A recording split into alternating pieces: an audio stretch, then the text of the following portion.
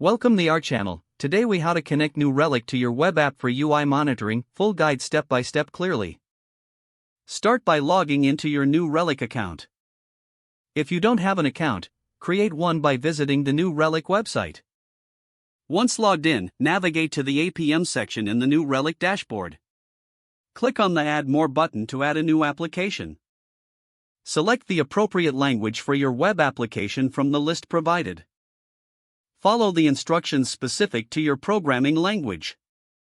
For example, if you're using Node.js, you would install the new Relic agent by running a command in your terminal. Once the agent is installed, require it at the very top of your main application file. Configure the new Relic agent by adding your license key and application name in the configuration file. Make sure to save your changes. Next, restart your web application to apply the new configurations. After your application is running, return to your new Relic dashboard. You should start seeing data appear in the APM section within a few minutes. To monitor the user interface specifically, navigate to the Browser section in New Relic.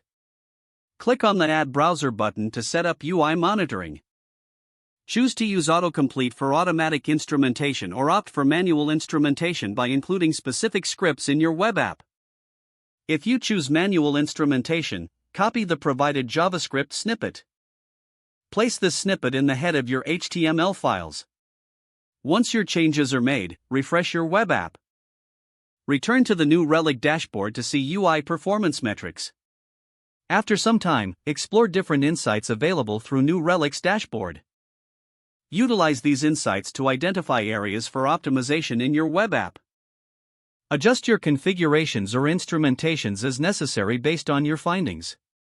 Congratulations, you've successfully connected New Relic to your web app for UI monitoring.